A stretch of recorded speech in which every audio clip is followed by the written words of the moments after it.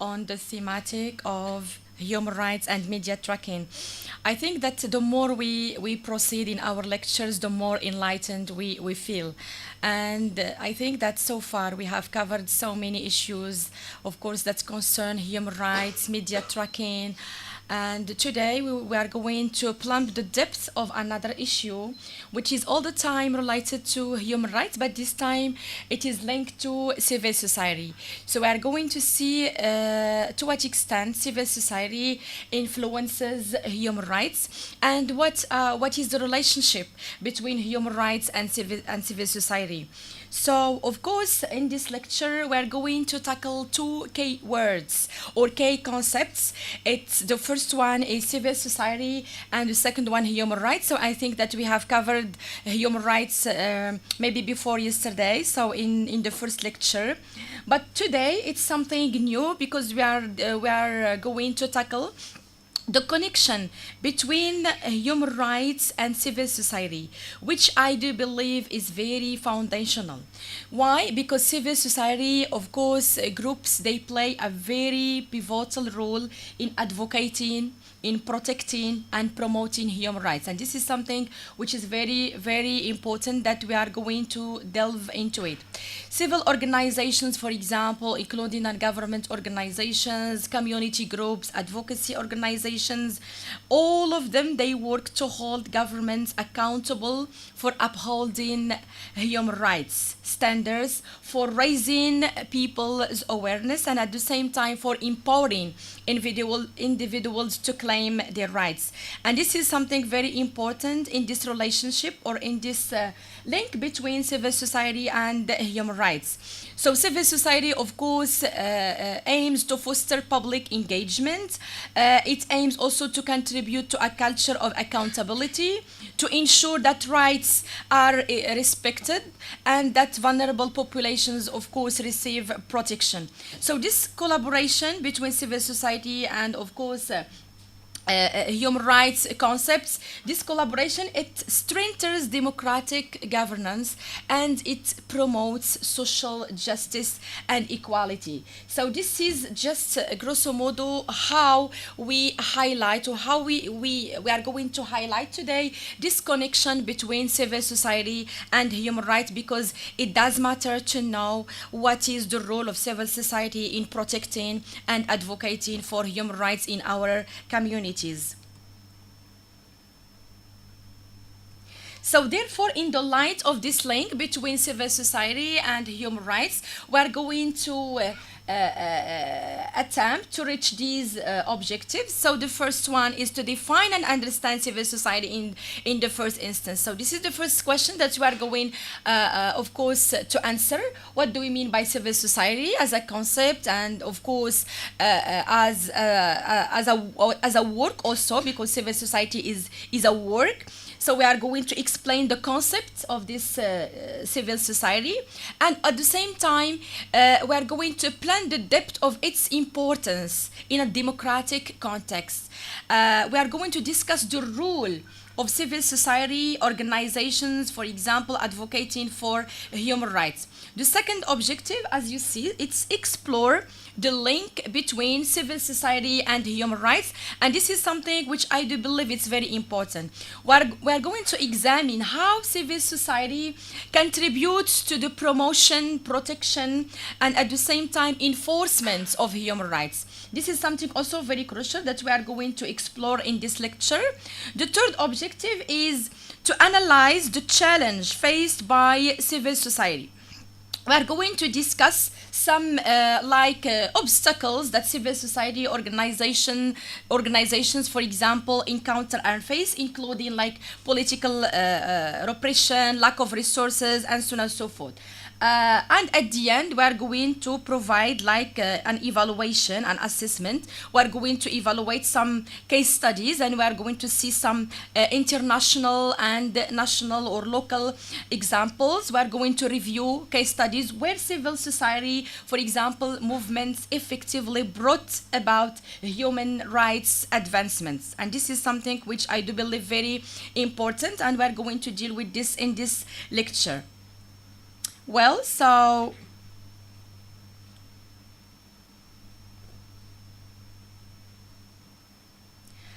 So as I have said, we're going to explore the concept of civil society. So civil society, what's in a name? What do we mean by civil society in the first instance?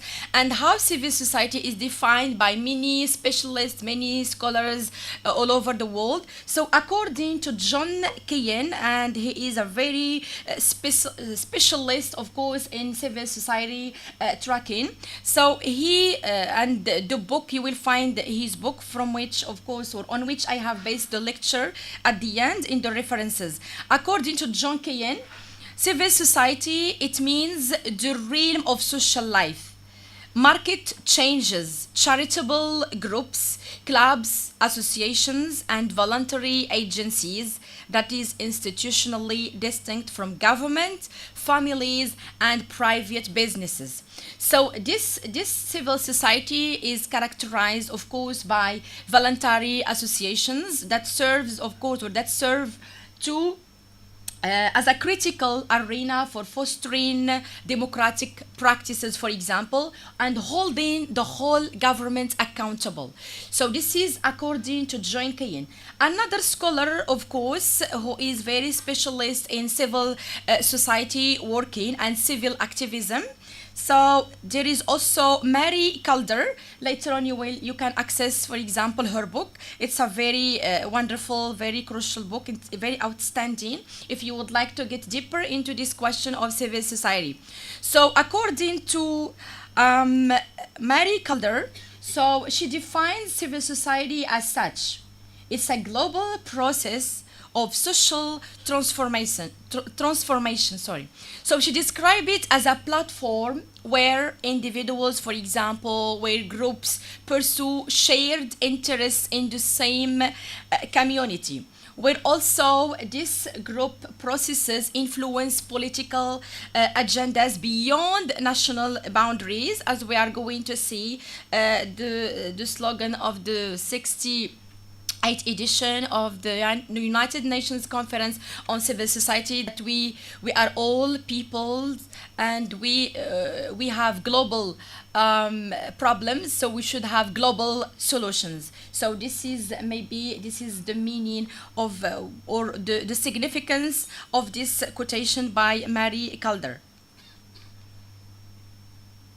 So in general, so we can, for example, define civil society as a sphere of social activity undertaken by individuals and organizations, as you see here, non-government organizations, charities, advocacy groups, civil organizations, labor unions. So this is exactly what we mean by what we mean by civil society. So it includes everything that is not governmental, everything that is not related to the state. And of course, this development of civil society, especially, it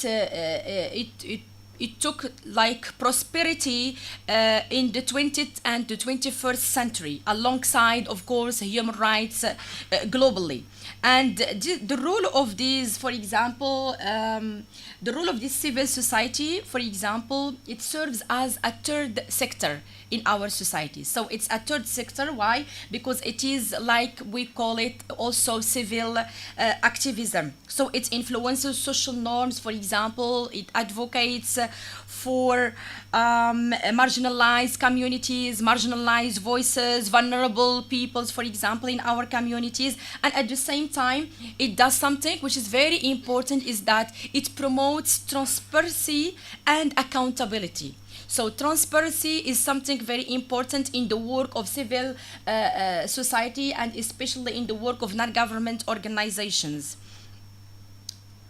Well, so again, so let's see civil society and human rights. So what's link, what intersection, how they are intertwined, for example, how they are overlapped, how they are amalgamated. So we are going to see civil society and human rights. So the role of civil society, for example, and its relationship to human rights is that The first thing is that it aims to promote human rights, and this is something very important. We're going to see very pertinent examples of national and international organizations that of course serve within this very global purpose. So promoting human rights, it means that civil society organizations often act as I have said, even or as I said before, as a watchdog, monitoring governments and corporations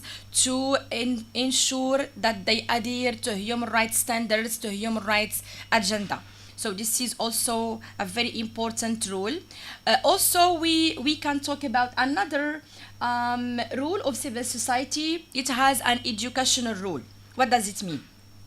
It means that many, like non-government organizations, for example, so they aim to raise awareness about human rights, educating the public on their rights and mechanisms for protection. So this is also something that we can deduce from the educational role of civil society.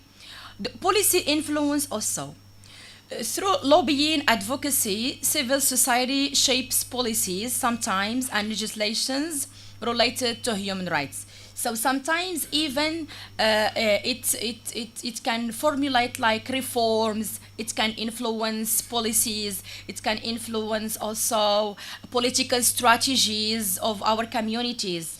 It can also monitor, it can also report on human rights abuses. So there is also this role, it's monitoring and reporting.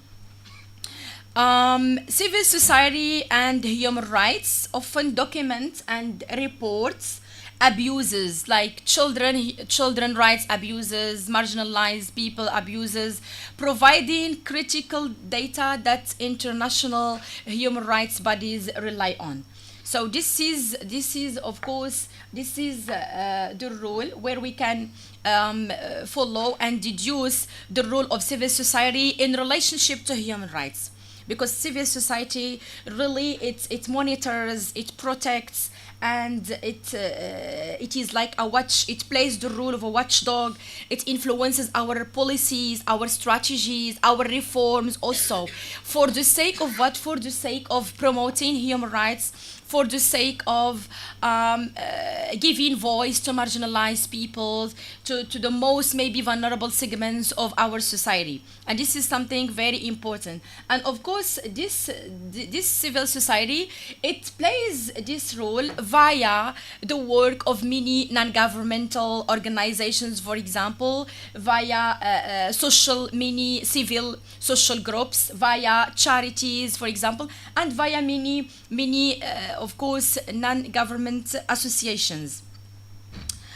But of course, in order, anytime, for example, an organization would like to perform its job well, or would like to set up its agenda or its reform well, of course, it faces many challenges. So we are going to see the challenges that civil society, for example, may face. So as you see here, political repression. So this is unfortunately sometimes that may civil society face, like in authoritarian regimes, for example. So this civil society often face, of course, or it faces restrictions on its activities, with leaders subjected to harassment, imprisonment, or sometimes even worse. So you see, so thinking about this question of civil society, it does matter, of course, to know that it faces many challenges while performing, of course, its role. At the same time, there is this challenge, funding limitations. So of course we do appreciate the ardent will of non-government organizations, for example, to set up change, to hope for a better world, to hope for a better place when we can enjoy our life, of course, with peace and health care and welfare. But of course, all the time, of course, those non-government organization and even civil society, it faces funding limitations. Although there is a lot of effort indeed, okay, to fund those organizations. Sometimes we find even global like funding, local local funding, of course, from the ministries, and as soon as so forth. Well, so this funding limitation, unfortunately speaking, it means limited resources that can hinder, of course, the operation and the work capacity of these organizations, and sometimes they even make them challenging. Okay, it's really a challenge to them because sometimes it's an obstacle, and they sometimes even those organizations or this civil society cannot sustain human rights work well, okay, because of this funding limitations. um, Another challenge also is legal restrictions. Sometimes even countries impose very strict regulations that limit like foreign funding, sometimes operational scope, sometimes even public advocacy. And this is something also, it's like a burden, and sometimes this obstacles and handicaps, of course, the work of this civil society, because legal restrictions, this is something that our community should work on to facilitate all the administrative processes. It's like sometimes when like stakeholders and when social groups or even individuals, when they would like to build or to establish a non-government organization, so sometimes they find many administrative procedures even within their communities and within their nations, let alone abroad, and let alone other challenges like political operation funding limitations. But just these legal restrictions, this is something very very it's really an issue, okay, that civil society suffers from in of course in its local community. Sometimes they face the public trust. Why public trust is a challenge? Because of, in this digital era, in this technological era, when you have a very diverse platforms of social media, for example, or of media in general. So there is this problem of misinformation, this problem of disinformation sometimes that can like undermine trust in civil society, diminishing their capacities to mobilize public opinion on human rights issues. This is also another issue. It's the public trust. So sometimes, therefore, I think in the lecture of media tracking, so we have tackled this issue before, and we said that media, of course, this is where media should intervene. Okay, media can help, for example, building that public trust, okay, by avoiding, by removing, by obliterating that misinformation, for example, by removing fake news, for example. So this is here the role of media also can intervene. We can here it's like we can add even the role of media. So it can be also like civil society, human rights, and media, because those organizations, as we saw even yesterday with development journalism, those organizations cannot perform their role as they should be without, of course, this without the role of media beside them. So media also should reinforce and should consolidate the work of this civil society or organization, and this is something very important. We can even talk about it later on, because the role of media is very important these days, especially talking about the sort of development journalism. So we saw yesterday many examples of how development journalism, of course, works with and hand in hand with many non-government organizations. And this is the role of development journalism, is to rectify, sometimes to correct the fake news, sometimes to rethink, okay, the misinformation, and to show people the truth. Okay, this is something very important, and here lies, of course, the major and the core role of media. In addition, of course, or working hand in hand with civil society. Yes. So here we are going to talk about civil society and human rights watch future.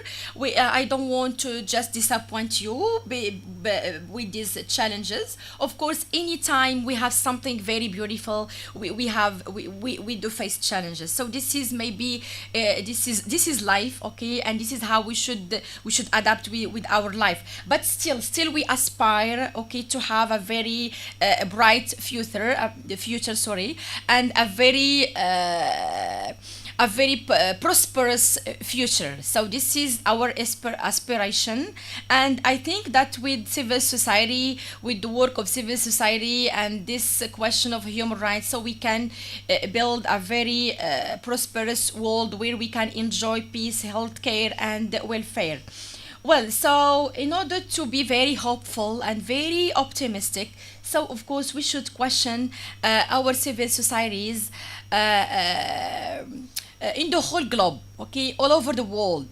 What future? What can we, for example, do in order to promote, even we as people, what can we do in order to promote the work of our civil society? So the first thing is that, and these are just some suggestions, you can add others maybe. So we can seek civil society or talk about future by managing to use, okay, digital transformation. So this growing indeed importance of digital tools, for example, and platforms. This of course will enable civil society actors to circumvent traditional barriers and reach global audience. So this is also something that we can use, and we can, for example, rely on digital transformation. So in this digital world, we can also talk about maybe the positive side of digital era. Of course, we know that there is a black side of the digital era, but there is also this positive side. So we should be very positive. We should be very hopeful and optimistic people. Okay, to just seek what is best in all conditions.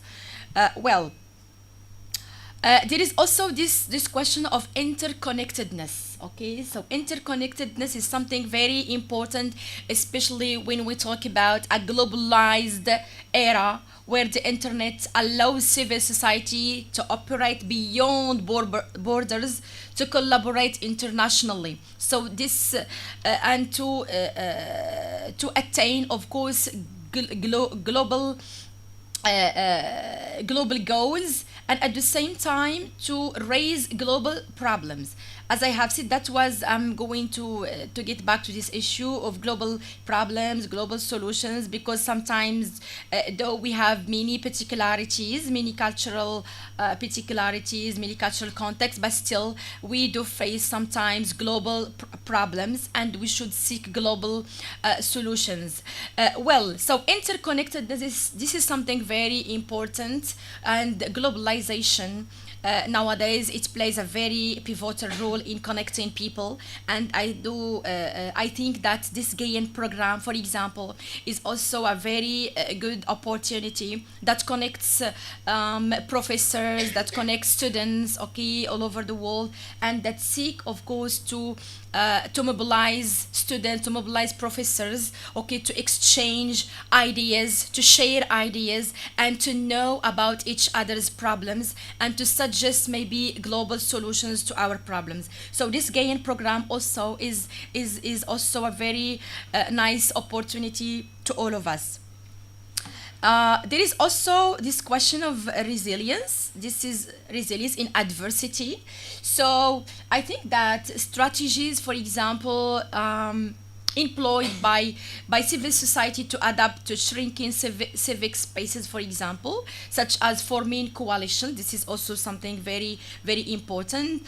Sometimes even like legal innovations also, sometimes using safe digital channels for advocacy. So in order to reach this resilience. So this is also something that we can, for example, it's a strategy, like we can use it in order to attain very positive goals. Yes. So So I think this is how we can build civil society. So using those strategies in order to think about the future, because this is something very important to us. So sometimes we blame ourselves. Sometimes even we blame the past. Sometimes we suffer from the present. But it's very good to just maybe aspire for a better future. Okay, so this is something that we can emphasize in this context.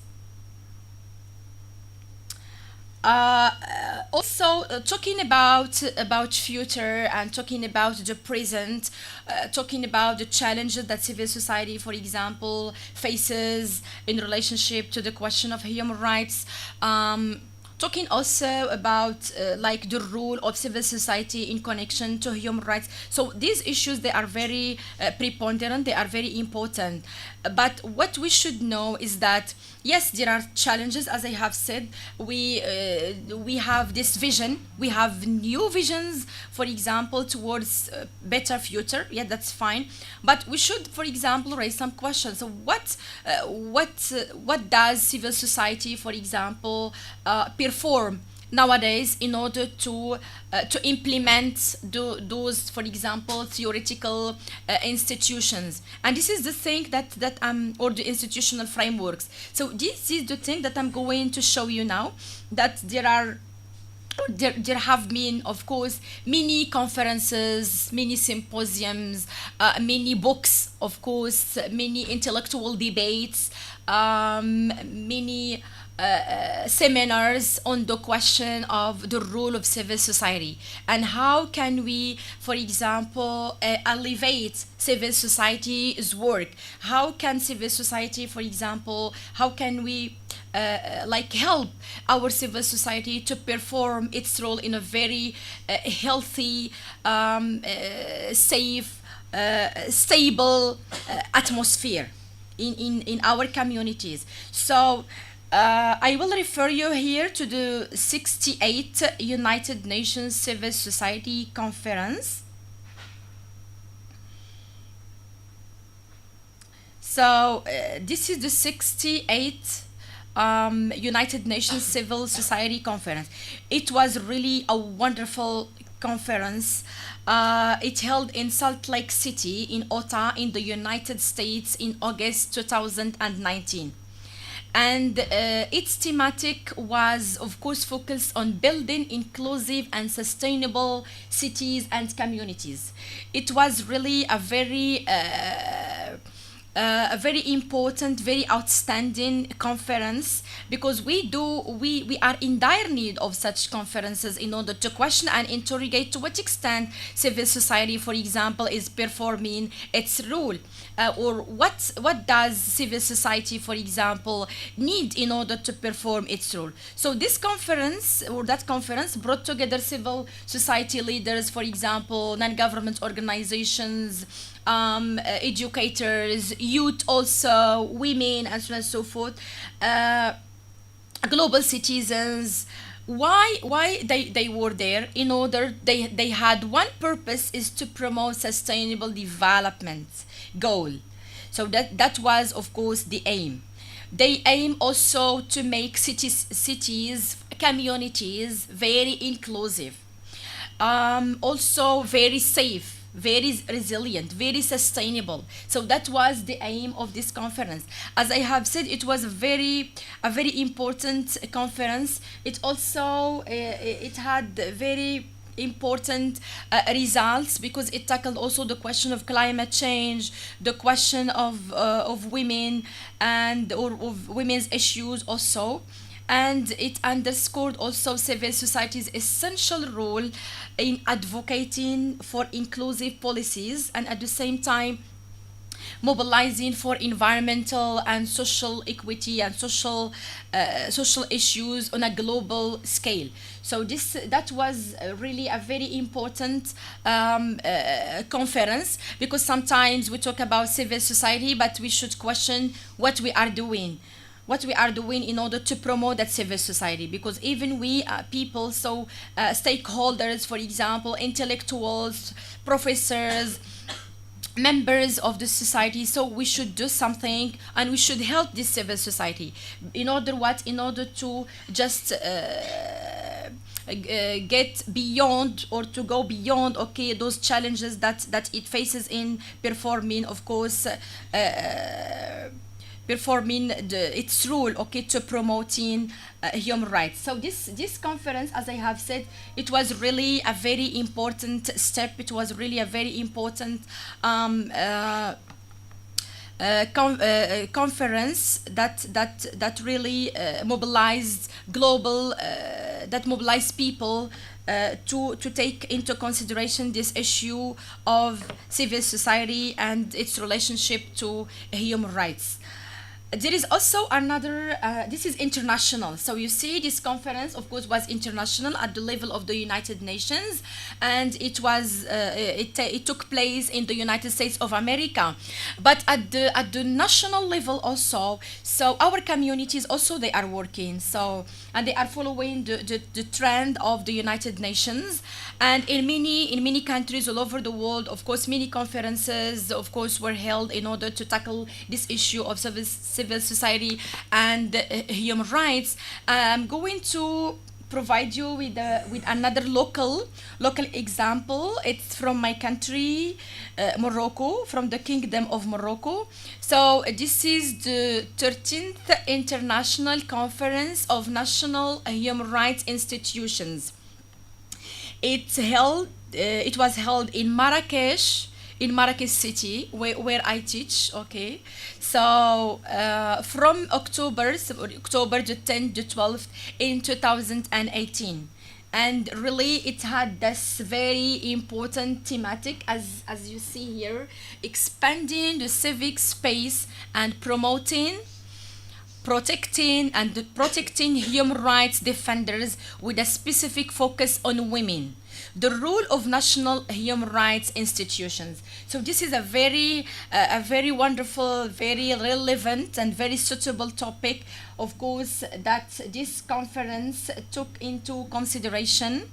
It was a significant event, really, by all means. Why? Because it focused on enhancing civic spaces, enhancing the work of civil societies, enhancing the work of stakeholders, of non-government organizations, and at the same time advancing the protection of human rights defenders. And this by the way, this conference, it was hosted by the National Council of Human Rights, the Moroccan National Human Rights Council, and at the same time by the Global Alliance of National Human Rights Institutions, in addition to the United Nations Office of High Commissioner for Human Rights. So you see, so those are the three pillars that, of course, funded and that hosted that conference. And of course, that conference, it was really a landmark event. Why? Because it brought again together, it connected people together from many countries. It brought representatives of human rights globally, representatives of civil society, for example, organizations, and at the same time it brought human rights experts from all over the world. And this is something, again, we talked about interconnectedness. So here lies interconnectedness. So you see, this is how civil society works. So as I have said, this is the central theme.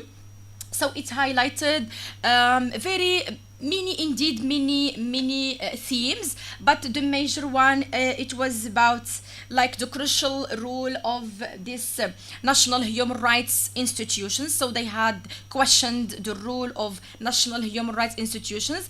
At the same time, they had highlighted fostering inclusive and how they can protect also the environment. So this is also something which was which was in their agenda, especially that they tackled the question of gender specific threats. So that was also, you see, you see that with a focus, very specific focus on human, on women's studies. So that was of course their focus. So of course they, among many others, but gender specific traits, so it was also in their agenda.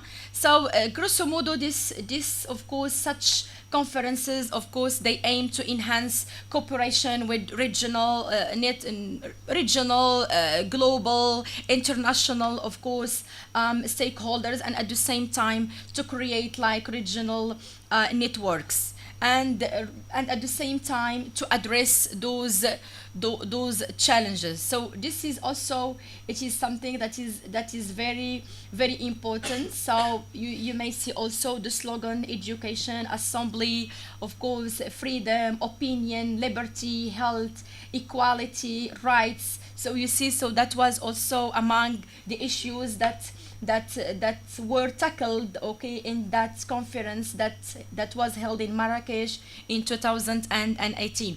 So what I would like to of course show you here or elucidate is that when we talk about civil society, so we should act, we should do something.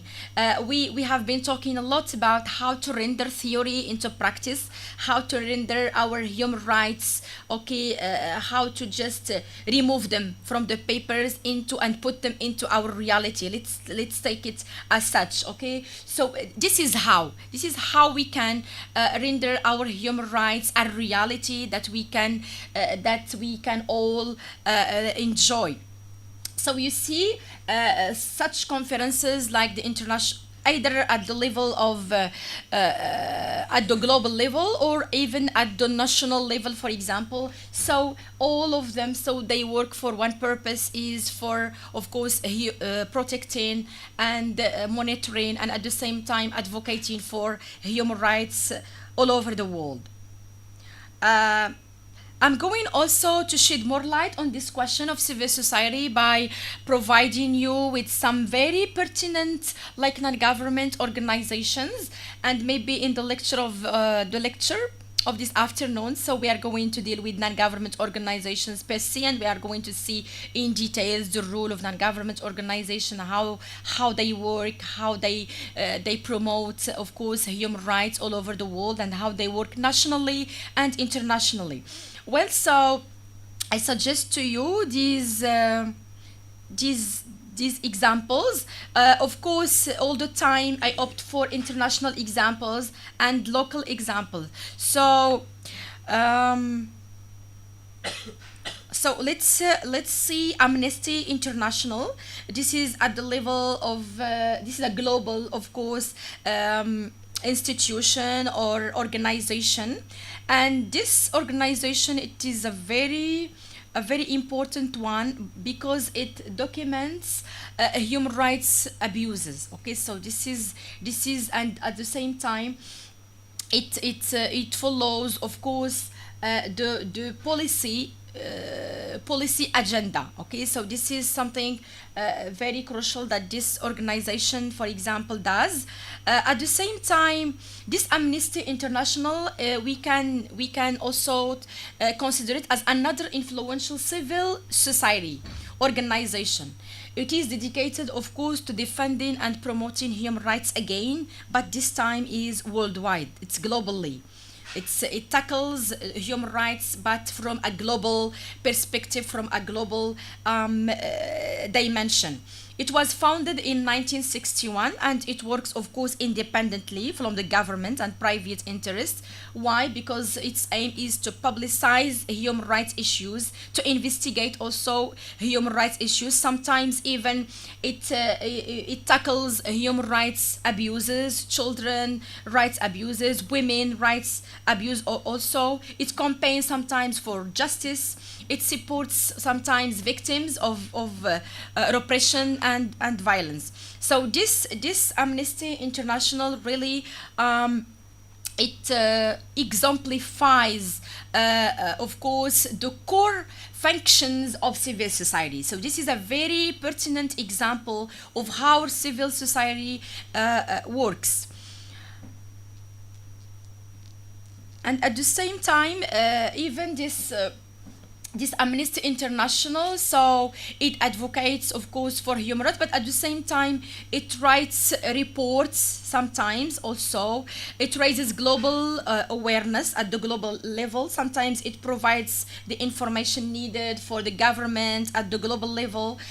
Sometimes also it works with international like bodies to respond to human rights abuses. So it is like a watch, it performs like a watchdog role, which is of course very essential to civil society. So and this is something very crucial that this Amnesty International okay does, and it is a very famous international, very famous non-government organization. Another international example that of course elucidates to what extent civil society is working globally and nationally, so or locally. So this is also another it's Human Rights Watch. This is another example that elucidates and clarifies to what extent those international not government organizations, to what extent they work, they perform the role of promoting, of course, human rights. So this is an independent, of course, organization. It conducts also independent investigations to document human rights again abuses. Sometimes those human rights abuses they include violations of freedom of speech, sometimes arbitrarily like detention, sometimes torture, discrimination, racial discrimination, for example.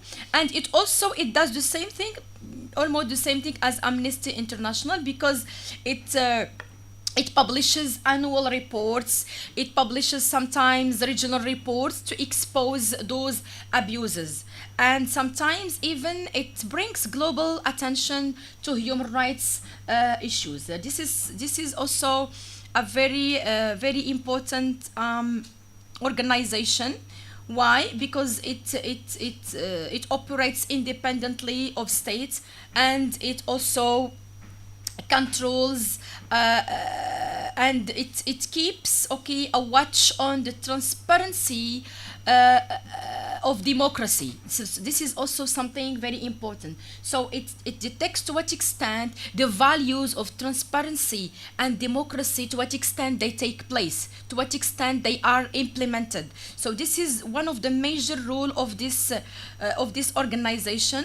So it also mobilizes individuals, communities all over the globe, sometimes even organizations to take action, because we have talked about action. So this is it. So it mobilizes people to take action all over the world. So it means at the global level. Well, so this is at the international level. There are also like other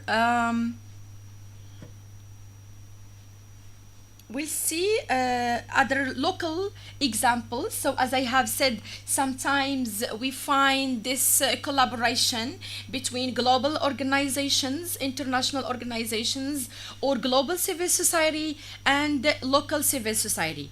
And this is something which is very good if we would like, of course, to promote human rights and to foster, of course, human development. Well, so this is the National Council of Human Rights, and this is a local example from.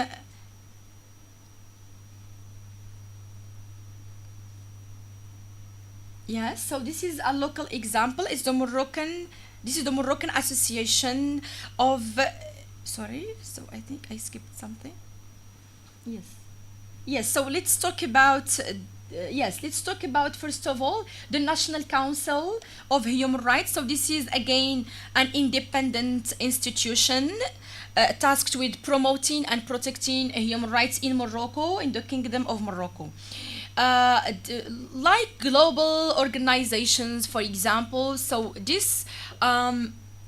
this organization also, or this local civil society organization also conducts investigations into human rights abuses. It provides at the same time, not just it detects human rights abuses, but it provides at the same time recommendations. And this is what is good about this civil society organization: recommendations to the government, and it raises awareness about human rights among, of course, among the public. So this is also a very crucial initiative that is, of course, advanced by the Moroccan kingdom.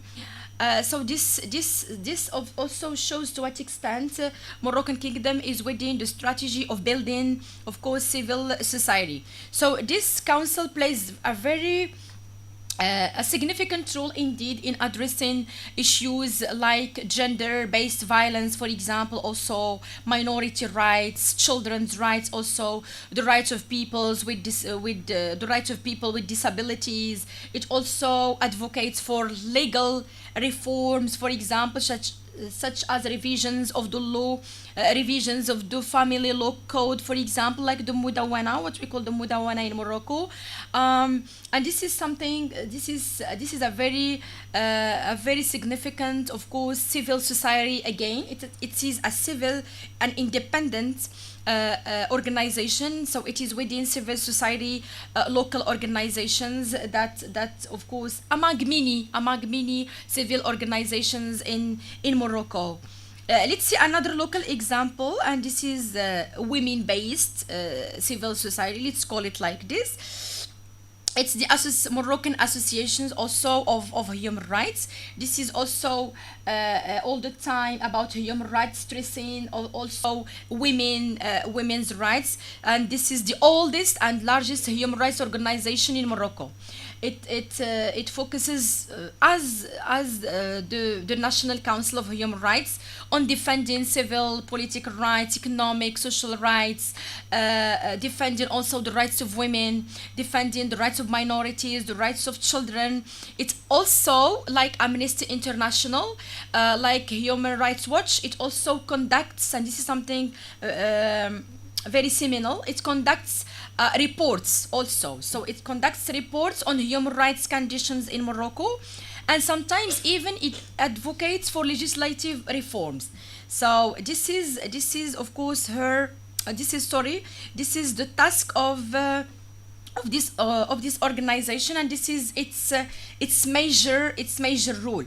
So it addresses also issues such as like prison conditions, sometimes freedom of expression, freedom of speech, sometimes police abuses, and many others. So like international organizations, this civil society organization, or what we call civil society, local civil society organization, this also plays also the role of a watchdog organization that holds the government accountable.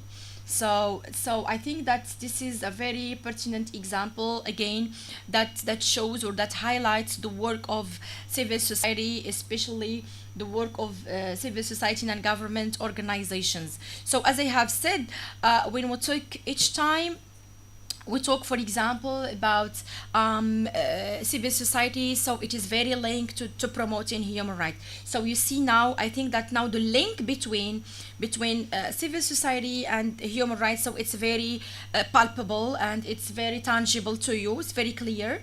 So we can sometimes we cannot separate the work of civil society from human rights, because we cannot render human rights into action without we cannot reach that very noble aim and noble goal without, of course, mobilizing civil society, okay, stakeholders, without mobilizing civil society organizations. So this is, I do believe, this is something that we the people, for example, of our communities, with the population of our communities, so we should, of course, work together again collectively in order to set up that change that we would like it to be in our reality.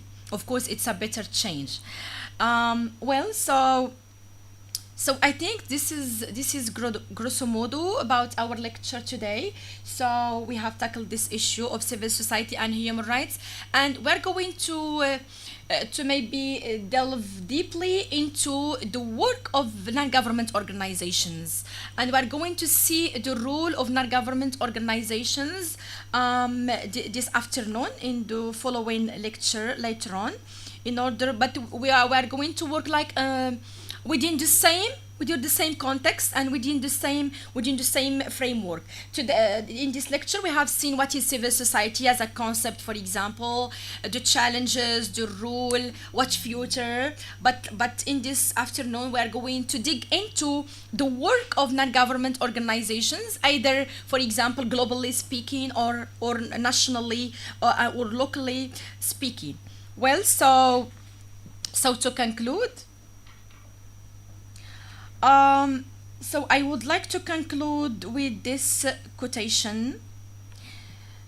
Uh, as a civil society, our task is to pressure governments into democratic changes. So this is maybe it's a rule that summarizes everything that I have said in this lecture. So we are all civil society members.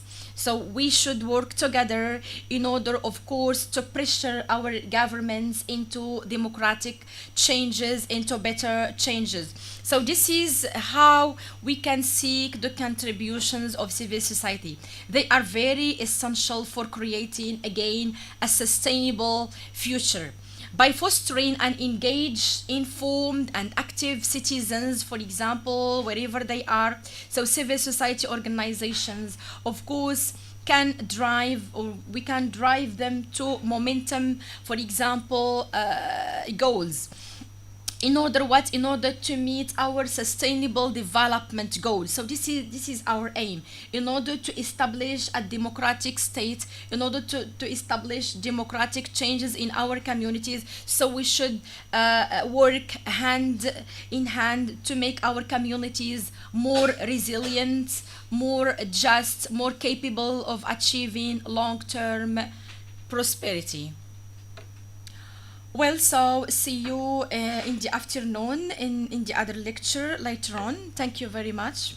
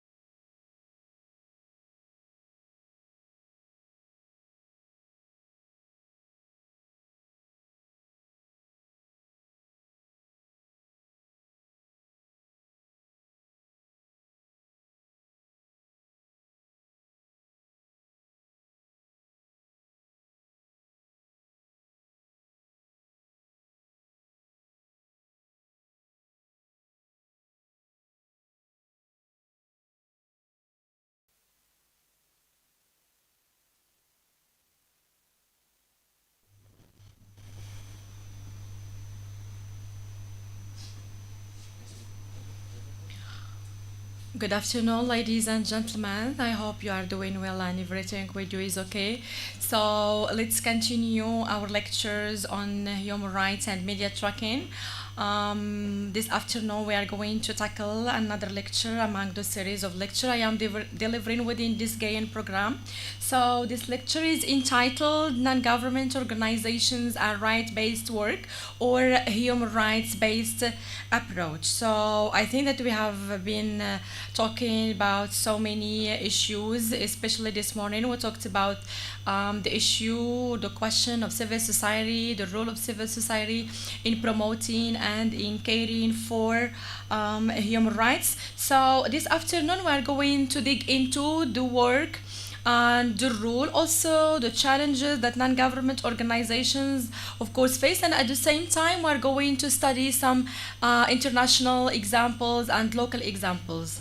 Well, so I opt for beginning this session by this quotation, and this is part of, it was part of the statement addressed in the 67th edition of the Civil Society Conference that took place or that was organized by the United Nations. So that statement, of course, or maybe the theme of that conference, of the 67th edition Civil Society Conference, it was about we do peoples, okay, so we should find global solutions to global problems. So this is only global solutions can address global problems. So of course, what?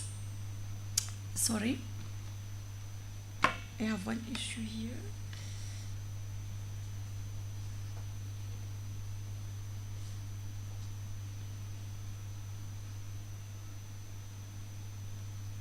Okay.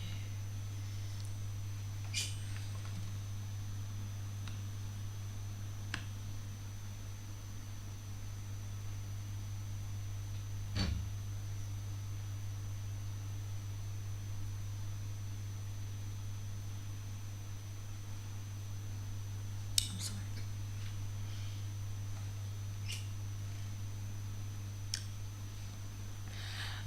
Okay, so as I have said, so this statement, of course, was the theme of the 67th edition of the conference, of the Civil Society Conference, that was, of course, organized by the United States, by the United Nations. Indeed, this only global solutions can address global problems. So I think what you can, for example, deduce from this.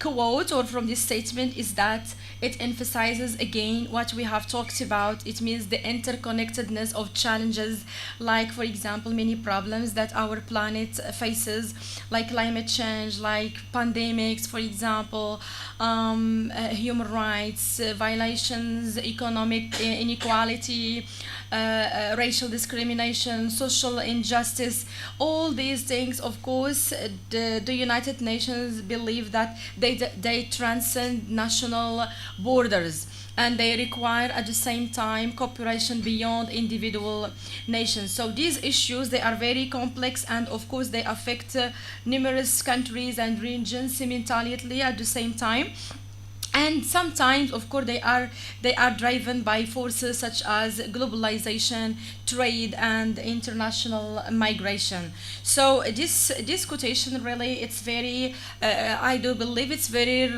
relevant or very suitable to what we are going to handle in this lecture, since we are going to talk about an approach which is of course labeled as the human rights based approach that non-government organizations use in order, of course, to face those challenges. Well, in the light of what I am saying, so this lecture aims to achieve these objectives. Number one, define and understand the right-based work approach in development. So this is a very important approach that we are going to see. We're going to define it, and we're going, what do we mean by right-based work approach? And at the same time, we're going to see case studies. It means how non-government organizations implement this again, we talk all the time about implementation. So how non-government organizations all over the world, how they implement this approach, which is based work approach. Well, the second objective, we're going to explore the role of non-governmental organizations, and we're going to see to what extent, of course, they are very, or they succeed in promoting human rights through human rights-based work. The third objective is that we're going to identify key components and principles of a rights-based approach. We are going to see what do you mean by this based human rights based approach, and we're going to see some key features of this approach. Analyze some examples. This is what concerns us, is that we are going to study, we are going to discuss and see to what extent non-government organizations all over the world, to what extent they employ these human rights-based approaches in their work to address social, economic, political, and also environmental issues. So we are going to see so many examples, of course, that tackle this issue in a very efficient way. Also, we are going to assess at the end maybe of our lecture. So we are going to assess the challenges and benefits associated with implementing a rights-based approach. So this is something also very important. We may also cite some recommendations that our communities, for example, may use in order to implement this approach successfully.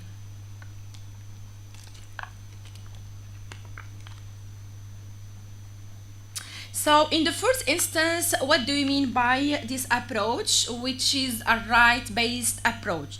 So a right-based approach is an approach, of course, that integrates. It is an approach to development, rather to human development. It aims, of course, to integrate human rights norms, principles, and standards into development work. So this is the human rights based approach. So it integrates everything, for example, all our norms, principles, our community standards into development work. We are going to see in details. So I'm going to just show you the key maybe features of this right-based approach. So as you see here, empowerment. So it is about empowering individuals, particularly marginalized communities, by asserting their rights and ensuring, of course, their duties in their societies. At the same time, it is about participation also. So participation is very important. Why? Because it ensures it is about ensuring that marginalized people, for example, marginalized groups, they are actively involved in the decision-making processes that affect them. So you see, human rights based approach is about integrating people, integrating norms, integrating standards into, of course, into the development, into human development. There is also a human rights-based approach. It's about accountability, which means holding governments, for example, non-government organizations, and even other institutions accountable for upholding this question of human rights obligations. It is also non-discrimination. So of course we talk all the time that human rights, if they are to be implemented, they should be very inclusive, they should be very inalienable, they should be very interdependent, for example, and indivisible. So this is it exactly. Even, for example, this approach, human rights based approach, so it is non-discriminatory approach. So it integrates all the segments of society, and this is, of course, its major aim. So let's see now the role of non-government organizations in the right-based work. So it is very, when we talk about this approach and human rights, for example, non-government organizations, even for example the media. So sometimes we find all these elements, they are amalgamated and they are intertwined and intersected. Sometimes we cannot talk about this without mentioning the other, because one of course complements the other. So let's see the role of non-government organizations. So for example, they empower communities. So of course they empower communities through what? Through boosting, for example, education, fostering training, for example, and resources. They help also individuals understand their rights, develop sometimes even the skills to claim them. So this is something very empowerment in non-government organizations. We are going to see some very concrete examples to crystallize your understanding about this issue. Also, it's about advocates for policy change.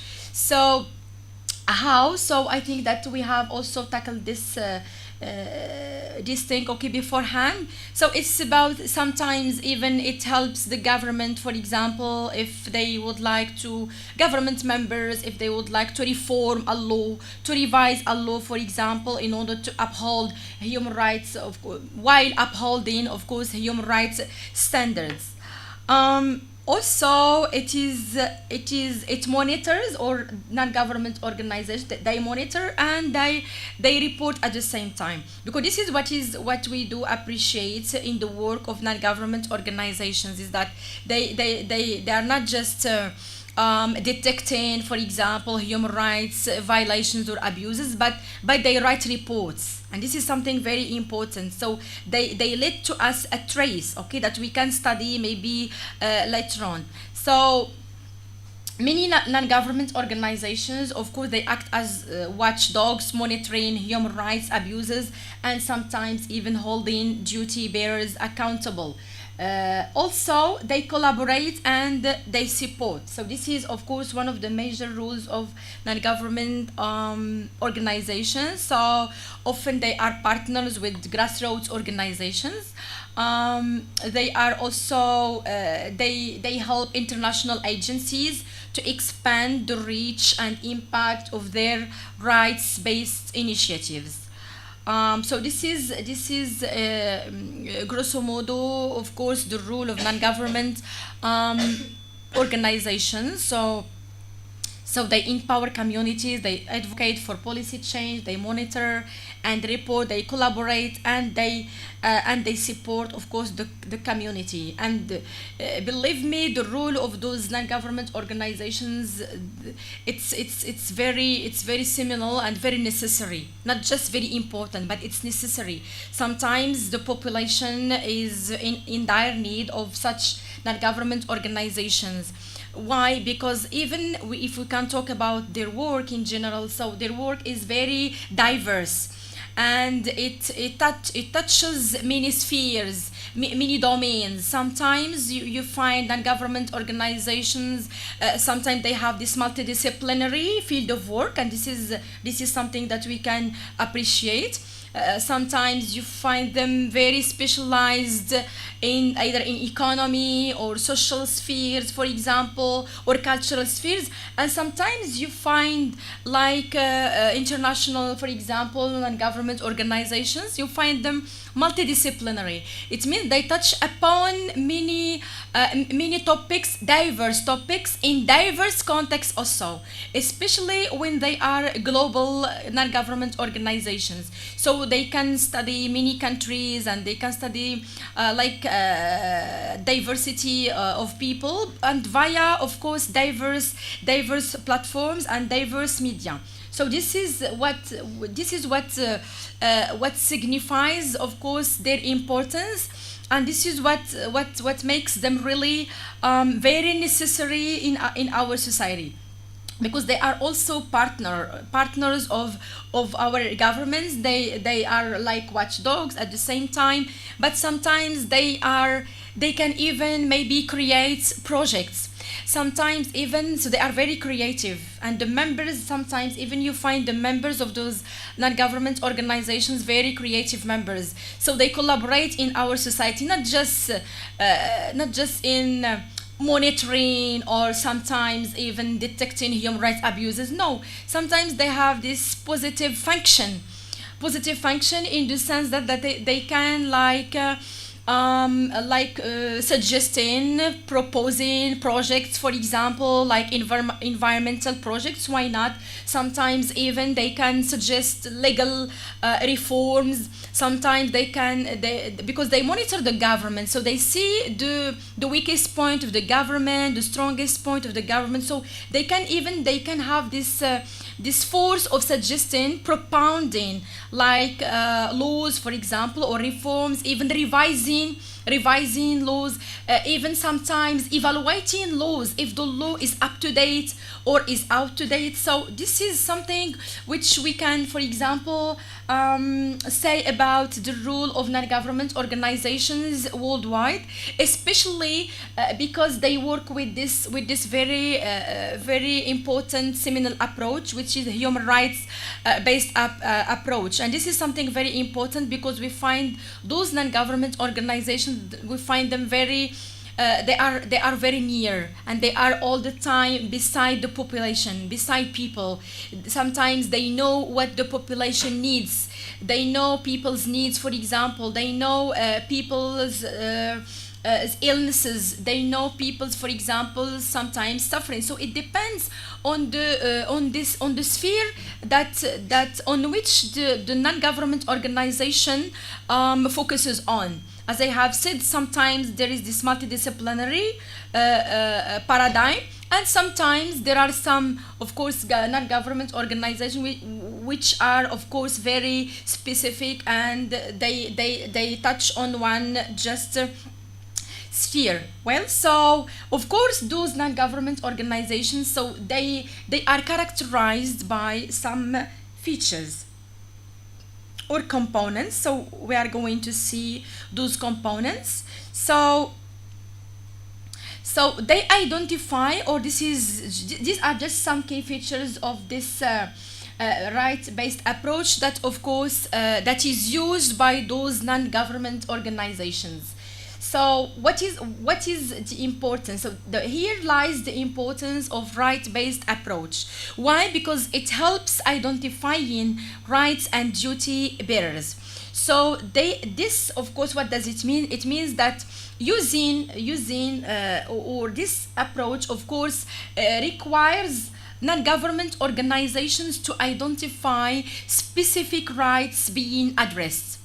For example, so they identify, for example, right to health, right to the environment, for example, right to education, right to clean water, and so on and so forth. And it helps also to clarify who is responsible for upholding these rights. So this is also one of the major features of this approach. And this approach really is very it benefits, of course, non-government organization, and it facilitates, of course, their duties. Also, empowering rights holders. So this is also another core principle of this human rights based approach. It is about empowering individuals, communities to become active participants, active rights holder. This involves also like educating people about their rights, providing resources sometimes to claim their rights, and creating platforms for participation and advocacy. Ensuring accountability. So this is also accountability mechanism. It is also very crucial in this human rights based approach. Why? Because it often works to establish monitoring frameworks. Sometimes it uses even legal tools to challenge abuses. Sometimes it works within governmental and international bodies to treat policies that uphold rights. So this is what we mean by, or this is the key feature of ensuring, of course, accountability. There is also Another key feature focusing on participation and inclusion. So this, of course, emphasizes participatory processes that engage communities directly. Communities which are, for example, affected by development projects. So they engage those communities, of course, to benefit from those development projects for sometimes, and sometimes even this key feature, it's about ensuring some solutions in very specific context, and this is something very important. And also sometimes they find solutions to marginalized voices, vulnerable people, and they encourage them, of course, to speak, and they give them opportunities to be heard. Another key feature of a human rights based approach is that it's addressing raising consciousness also, or addressing systematic inequalities. So raising consciousness, so this is something also very important. So of course they raise the consciousness of the population about their rights. So population should know, for example, their rights, and at the same time, this is the first thing. And this is what I emphasize so many times. If you don't know your rights, if you are not aware of what's going on, for example, around you, so you cannot find solutions at all. So the first step, of course, to enjoy your rights is that you know your rights. And this is one of the major key features of this human rights based approach, is that it raises the population consciousness about their rights, and about everything that has, of course, relationship with their communities. Also addressing systematic inequality. So sometimes this human rights based approach has the function of deconstruction. It deconstructs or a deconstructive function. How? It deconstructs, it dismantles structures that perpetuate discrimination. Like, for example, gender inequality. So sometimes you find an institution of gender inequality. Why? This is due to what? Due to the patriarchal system. So of course this addressing systematic inequality, so it means that it has that function of dismantling, okay, dismantling, deconstructing, okay, the systematic, for example, or the systematic structures that perpetuates, of course, like gender inequality, for example. Sometimes even there are some structures of racism also. So this key feature of course helps to dismantle the systematic institution of racism, sometimes even economic marginalization. So there are many systematic inequalities in our society, and this approach, it addresses, or this human rights based approach, so it addresses those systematic inequalities, like children, for marginalization of children, marginalized like vulnerable people, gender inequality, racial discrimination, also the systematic institution sometimes of racism. And sometimes even it advocates for political change, or sometimes even it advocates for policies change, okay, so or strategies change. So this is also something that this key feature addresses. So, and this is also very crucial, because as I have said before, this human rights based approach, so it addresses these issues. Sometimes even it helps reforming strategies and policies. Now let's see what are, of course, the benefits of a right-based approach for non-government organizations. So you see, so the link, the interconnectedness between the right-based approach and non-government organization. Now we will see what is the benefit when non-government organization, for example, is using or working with this approach. So it is a long-term, of course, impact.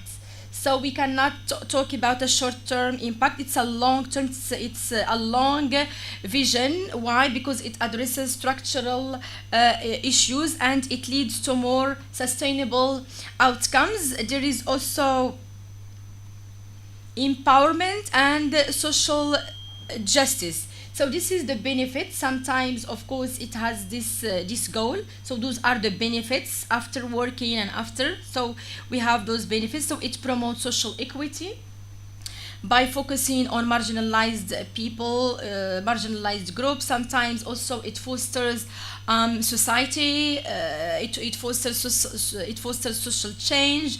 Sometimes also it provides opportunities to marginalized people, to voiceless people, and this empowerment. This is something very important in our society, especially empowering marginalized groups.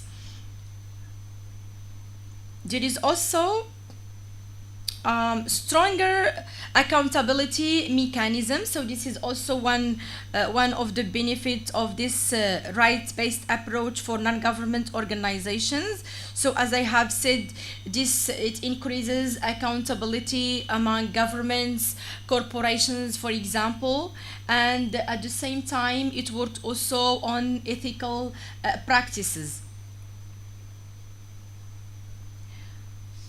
Okay, another benefit: increased participation and ownership. So here, of course, we talk about community involvement in this human rights based approach initiatives. This, of course, increases their investments in their societies. Of course, it works, for example, to advance like development projects, human beings development project, for example. So this is what we mean by increased participation and ownerships. Well, so I think that now, grosso modo, generally speaking, so we have talked about the role of this human rights-based approach, and we have also we shed some light on the benefits of this human rights approach in relationship to the work of non-government organizations. So I think that this approach does matter in, of course, promoting and boosting education, boosting healthcare, for example, boosting peace. At the same time, there are many non-government organizations, of course, that are very specialized on promoting peace all over the world. Of course, boosting also social development, economic development, and political progress also.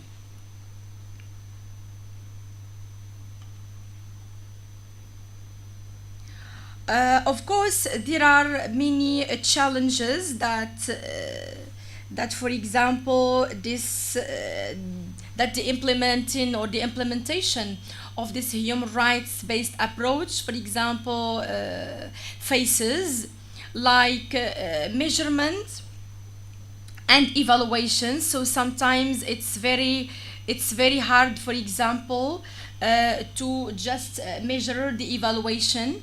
Why? Because sometimes this human rights based approach, it focuses on systematic change, which can be very difficult to measure and evaluate. So sometimes it is very hard to evaluate, for example, the social change, to evaluate the systematic change, and to trace to what extent, for example, the society is developed.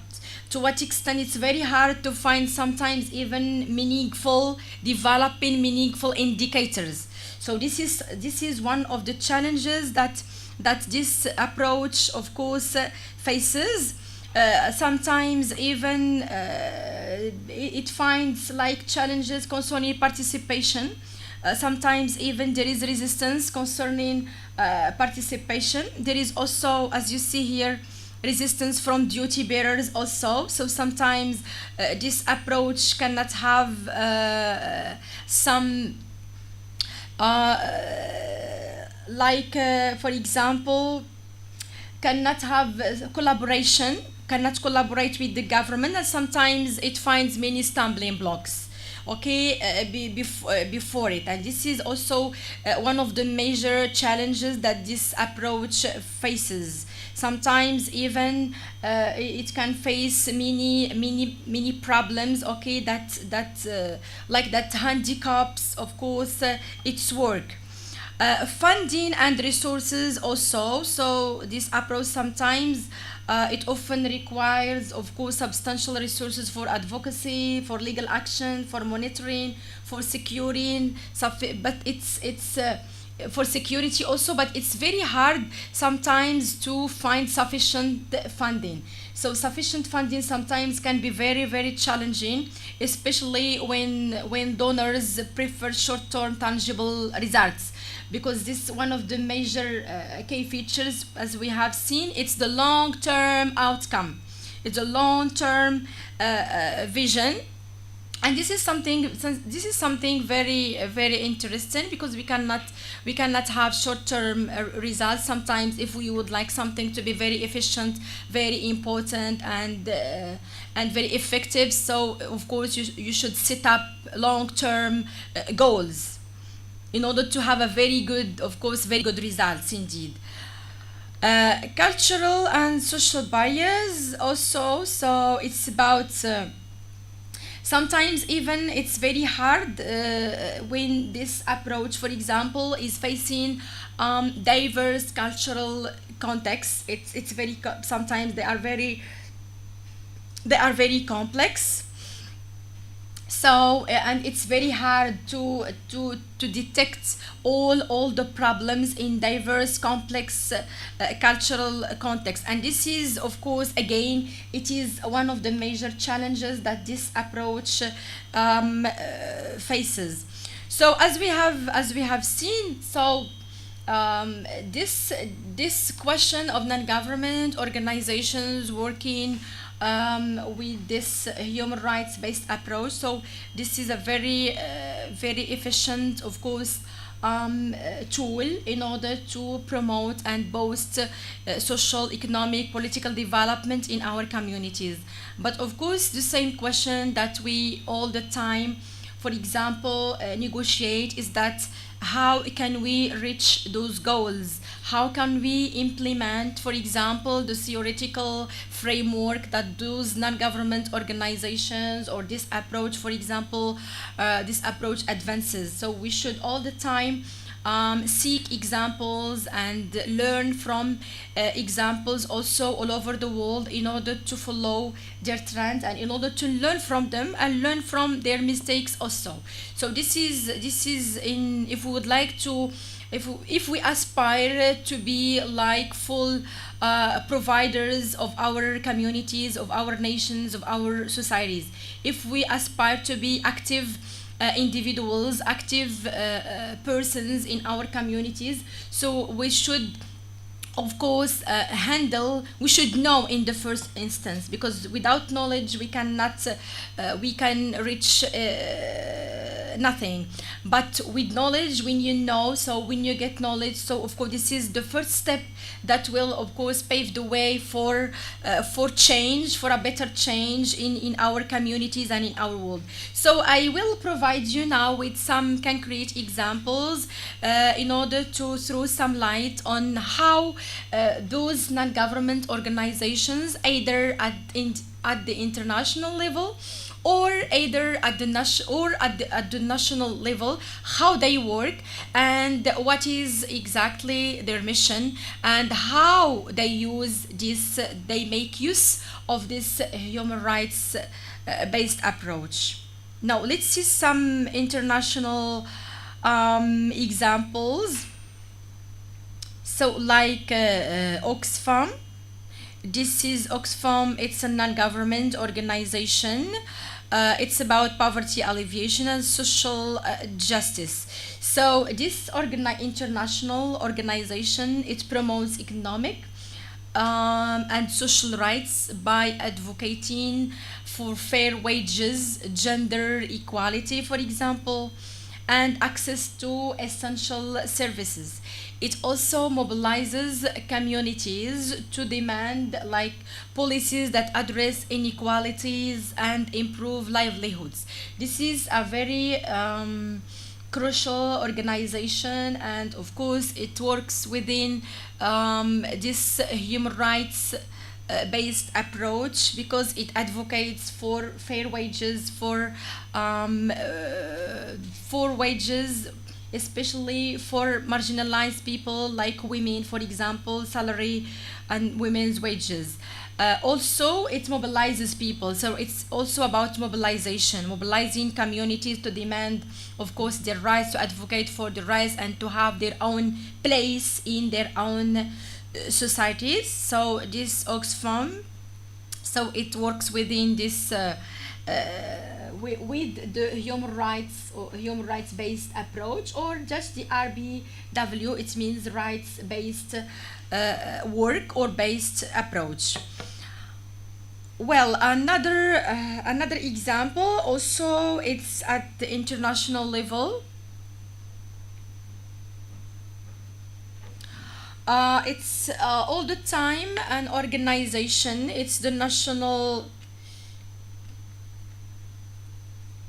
Sorry, this is the local. It's the local organizations. This is a local organization working also with the human rights based approach, and this is the National Union of Moroccan Women. As I have said, either at the level of international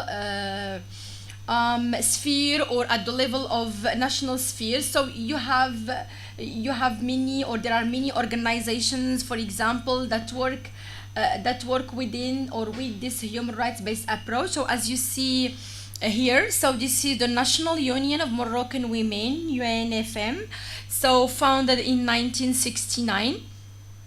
It dates back to 1969, so it's an old organization, and it is a prominent Moroccan organization, and it is also accredited by the United Nations and the African Union. This organization, it works to promote women's rights, social empowerment, gender equality, and it was created under the patronage of Princess Lalla Amina, and actually it is presided by Her Royal Highness Lalla Maryam. And of course, this association has multidisciplinary. It is about women, but it has multidisciplinary, of course, approaches, multidisciplinary issues. It tackles multidisciplinary issues. Also, this association. It deals with this gender equality in the first instance, and really it has managed many times, for example, to just encourage the government, like to revise the family code or the Mudawana, for example. Also, it has really an impact on various social and legal reforms. Okay, so this is the major work of this very old indeed and very credible non-profit or non-government organization.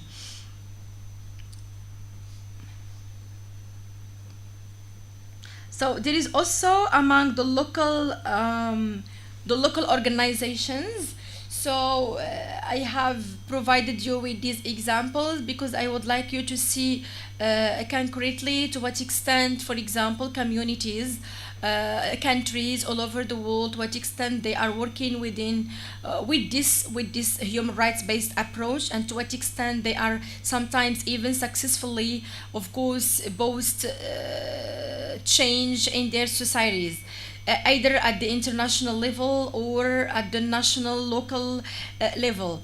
And I provide you examples from the Moroccan kingdom because this is my country, and I think that I know what's going on, and I know better. So So therefore, I think that I am in a position that can, for example, tackle these local examples. At the same time, my purpose is not just to provide you with the examples from Morocco, but just to show you that Morocco is among many other countries, for example, that are really leaders, okay, or that are leading the world in these issues, especially when it comes to the question of human rights and the question children's rights, women's rights, also so climate change, environmental issues, so all these things, so they are really taken seriously by the Moroccan kingdom.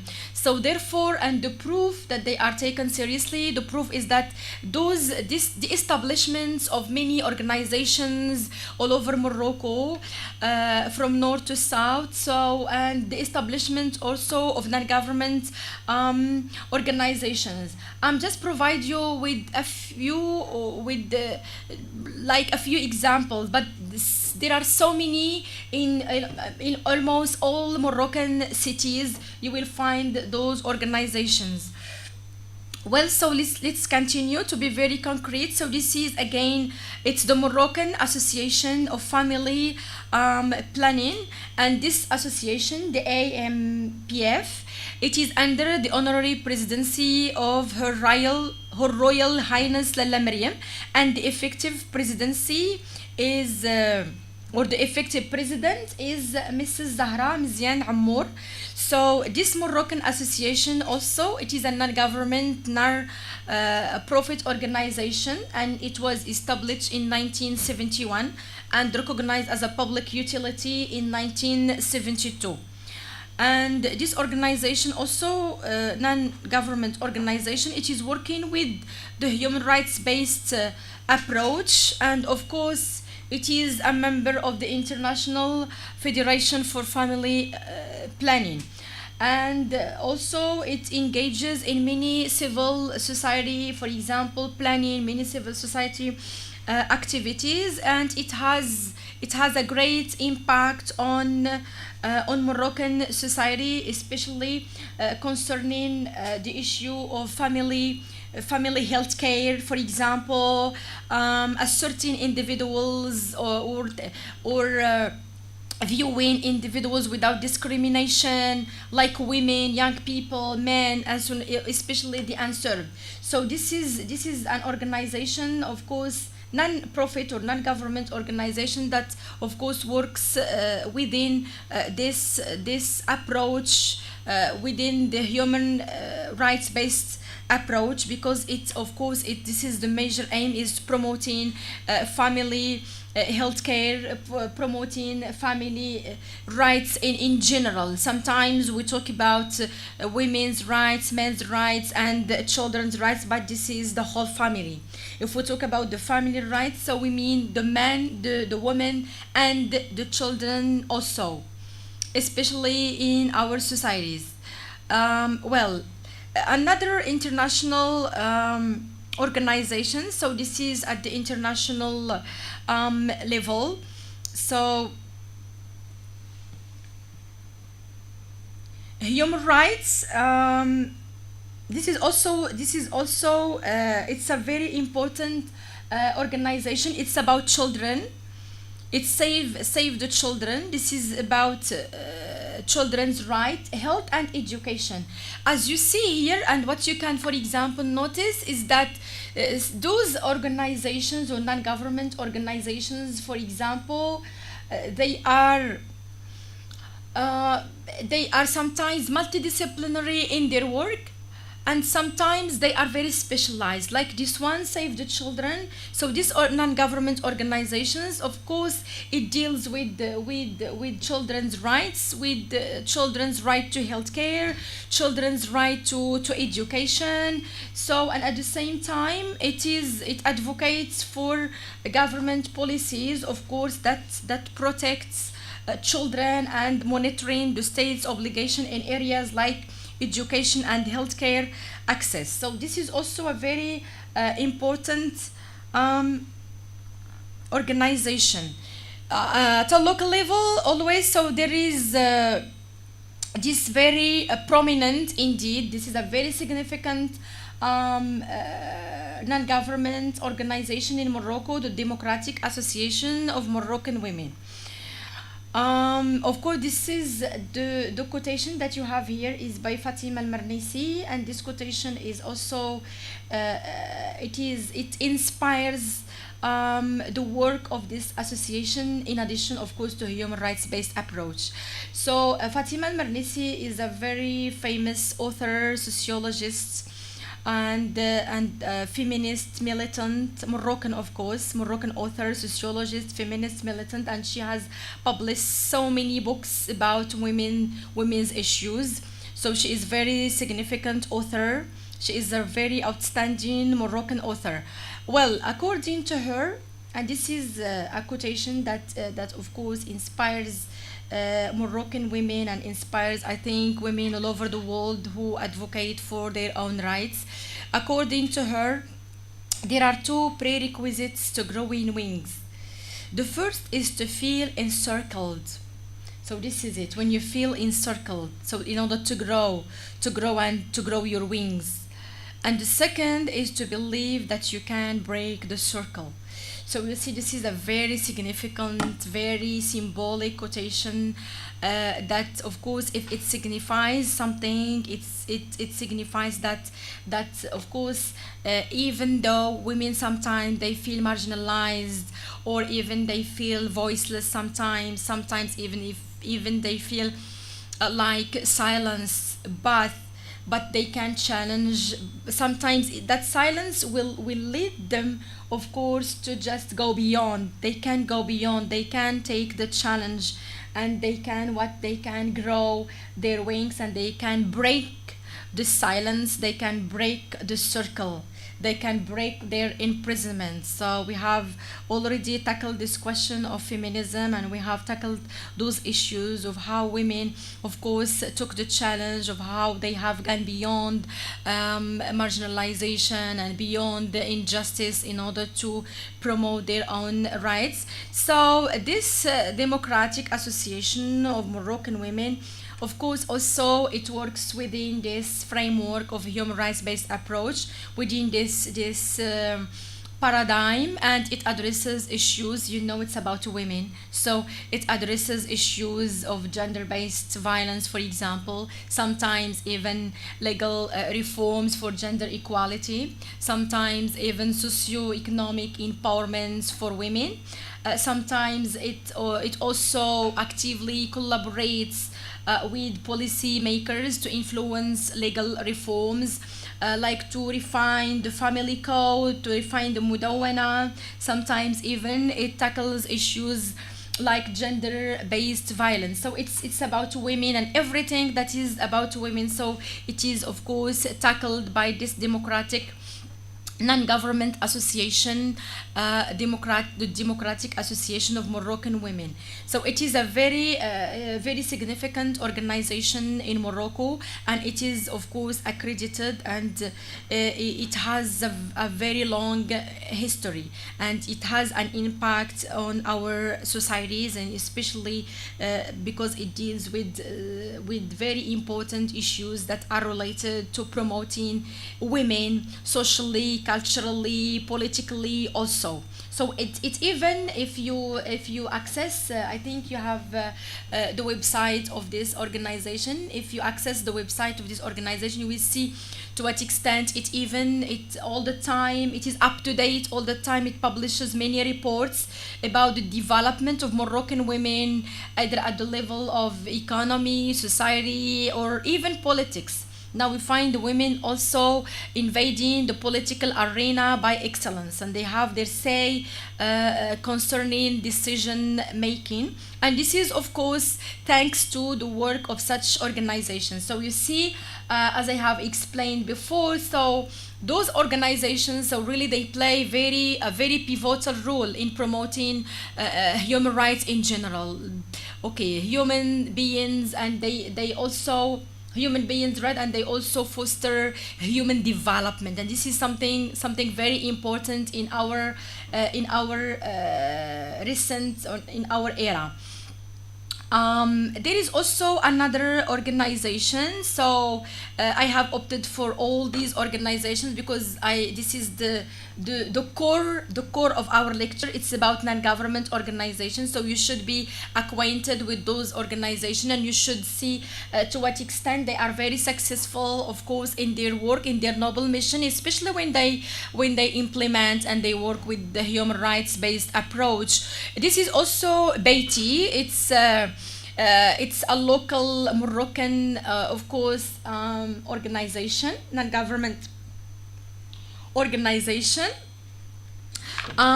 It focuses on the rights of street children and children in vulnerable situations.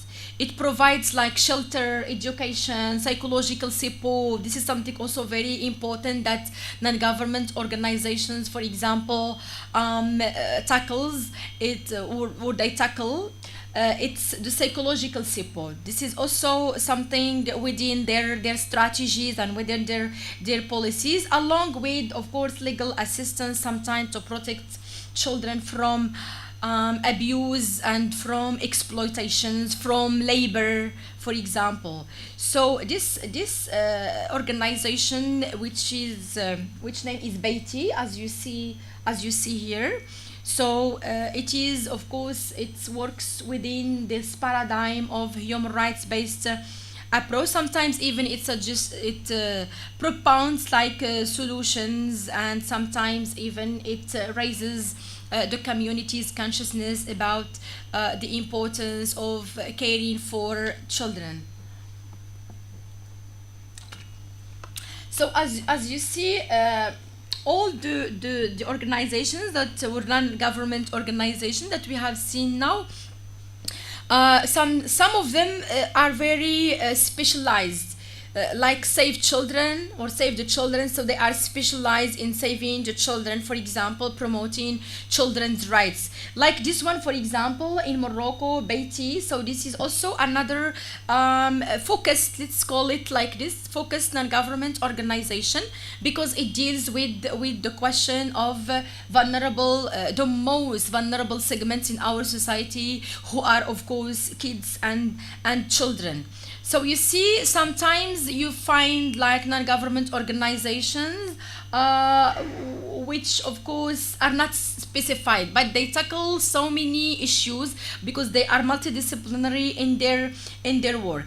But here, for example, you find some that they are very specific, and they, again, we will go back to this question of local context, because they take into consideration the local context. So the local context does matter in the work of those local non-government organizations. Of course, they work with this global human rights based approach, but at the same time they take into consideration the local, okay, context, and they take into consideration cultural specificities, cultural particularities, because each society has, of course, its own particularities. So it's very nice, for example, to see these organizations are working, for example, within this global human rights based approach or based work, but at the same time they work within, of course, their local context. So this is also something which I would like to emphasize in this context. Well, so let's see again other non-government organization, because this is the core of our lecture today. So this is the Union of Feminine Action. This is also another organization, which is, of course, it was founded in 1989, and it was founded to advocate for women's rights and for setting up gender equality among Moroccan women. This is also, as you see here, it's like the Democratic Association of Moroccan Women. This organization also is very specific. Why? Because it tackles gender equality. It tackles issues related to empowering women, for example, to know their claim, to know their rights, and at the same time to know how to speak about their plight. and this is also something which is very important. And this also shows how those organizations, how they work within this framework or this paradigm, which is of course a human rights based approach. Another organization, so we have a lot of organizations today, but this is it, in order to get to just get some to get enlightened about their work, because this is our aim, is to know how they use this human rights based approach in order to of course work effectively and in order to benefit their societies, because this is the aim. They should work hand in hand with government, they should be partners of governments, in order, because they have one purpose, either the government or non-government associations. They have one purpose, which is setting up a better change in our society, which is promoting social, economic, cultural and political rights of everyone in society without any discrimination, because their work is non-discriminatory, as we have seen before. Another very prominent association, and this is a foundation, also non-government foundation, and this time it's not about children, it's not about women, it's not about human, it's within human rights, but it's about environment. So this is also another example. So as I have this is in my mind, so I would like to diversify examples, to see examples from multidisciplinary non-government organization, then very specific, very particular non-government organization and their organizations and their work also. So this is the Mohammed Sist Foundation for Environmental Protection. It was founded in 2001 under the patronage of Princess Lalla Hsna. And this foundation is really a wonderful foundation, and it is accredited even by the United Nations. And this organization focused on environmental conservation. It focuses on setting up sustainable development. It operates also within the mission of raising environmental awareness among Moroccan people, fostering a culture also of environmental issues across Morocco from north to south. And also the objectives of this foundation or organization, it is also working within the paradigm of human rights based approach, and it aligns the goals of this organization, they align with international environmental standards. So it is accredited by the United Nations, and really the role that, for example, it exercises is very pivotal, it's very important, and it is all the time up to date. It is a very active organization, and it has had a great impact on promoting environmental consciousness among Moroccan people. And at the same time, there is to just encourage people to take care, especially Moroccan people, to take care of their environment. Princess Lalla Hsna has also set up like a reward or a prize, and this is an annual prize that people, for example, compete, or women, people all over Morocco, they compete in order to win and to get that prize. And the prize is for protecting the environment. Each year, for example, peoples or organizations, so they introduce their project, their environmental project, in order to win Lalla Hsna's prize, or this Mohammed VI Foundation award or prize. So those, as you have seen now, so those organizations, so they are very prominent because, of course, of their aims, noble mission, and so on and so forth, and at the same time because they use efficiently, this approach of human rights based work. So this is something very important, because they are promoting, of course, and their main aim is promoting and defending human rights all over the world, not just in their communities. So as I have said, all the local organizations, especially Moroccan organizations that they have introduced to you, so their objectives of course align with international standards, with the United Nations international standards of defending and protecting and monitoring human rights. Well, so as a conclusion, so I think we should, like, because we are part of our communities as individuals, as professors, as students, so we can, for example, have like some recommendations. So I think we should invest in capacity. So this, because we do believe that this human rights based approach, it has really transformed the landscape of development work, not just in local communities but at the international level.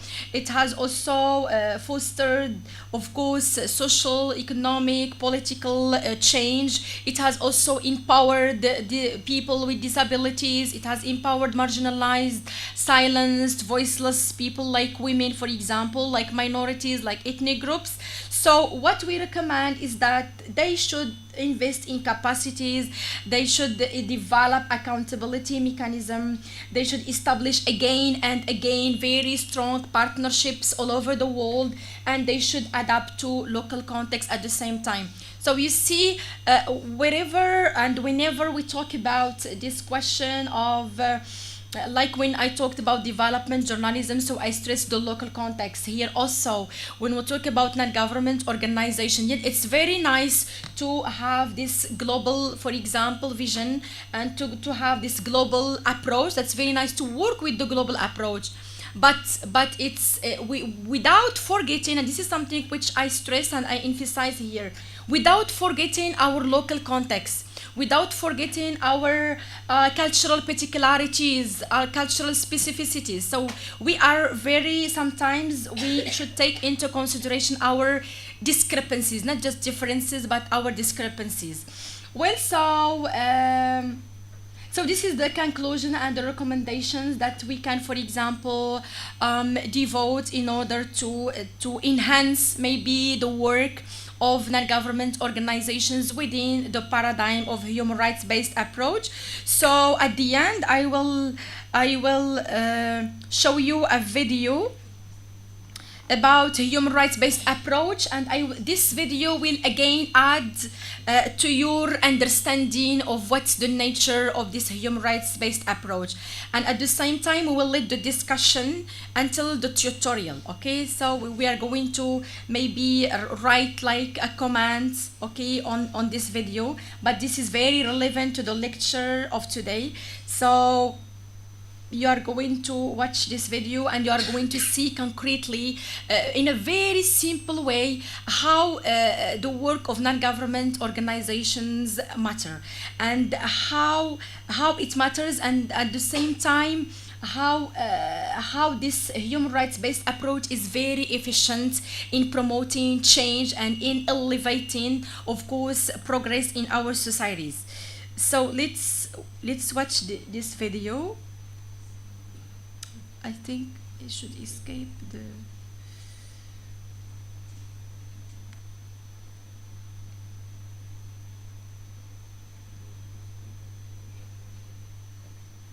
Yes.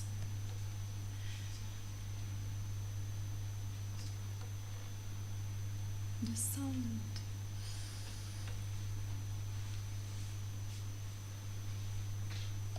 This is the story of two Pacific islands, one big and one small. The people on the small island love their home, but living there did have its difficulties.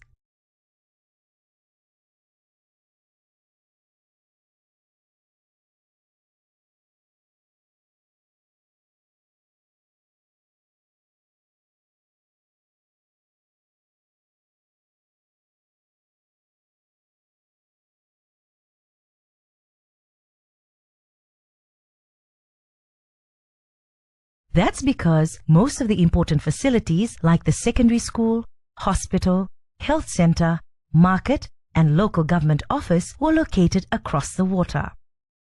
Getting there was often a challenge, especially for children, the elderly, pregnant women, and people with disabilities. Sometimes it could even be dangerous. One day, a representative from an international agency arrived and called the men in the community together in the community hall. He told them he had just the right solutions to their problems. The men nodded and said thank you, although it wasn't quite what they wanted. The people were patient, but a year later, the bridge had still not been built, and they continue to rely on the small risky boat for transport between the two islands. Just when the community was giving up hope, a representative from another agency came over from the big island and held a series of community meetings to better understand the community's needs, assets, and skills. She said to achieve lasting and equal development for all, active participation by all groups in the community was essential. She invited every member of the community to voice their needs and ideas. In the meetings, she talked about the community's rights to things like education, healthcare, an adequate standard of living, and their linkage to national laws, the Constitution, and globally agreed human rights standards. She shared research and information and conducted trainings with all the community groups to empower them with knowledge, skills, and confidence to claim the rights government was legally obliged to fulfill to the extent possible within available national resources. She worked with local government and community leaders to transform harmful social norms that hindered participation and leadership by all groups in the community, most especially young people, women, and people with disabilities. The woman listened and invited a group of villagers to come to the main island to discuss with government officials local solutions for the development of their island and the realization of their human rights. A plan of action was agreed with a cornerstone of the solutions being non-discrimination, equity, and inclusion, ensuring that all groups in the community were included and benefited from the plan. Solutions did not just include the new boat to travel between the islands. They also included making services available on the small island. Throughout the process, the agency and government officials demonstrated accountability by providing reports of the work done and budgets spent. Soon, everyone was enjoying their rights, with people from both islands able to trade, socialize, and collaborate with one another. Both islands prospered. But that wasn't the end of the story. Village leadership structures, local development projects, and government officials maintained a dialogue, continually finding new ways to improve the lives of local people. A human rights-based approach comprised of participation, linked to rights, accountability, non-discrimination, empowerment, and transforming social norms offers the best chance for community-led, people-centered, and lasting development. For more information about the human rights-based approach and how to apply this approach in your work in your country, please contact SPC RRT or visit the Of course, principles of working with the human rights-based approach. So we are going to discuss this deeply in the tutorials. Thank you very much.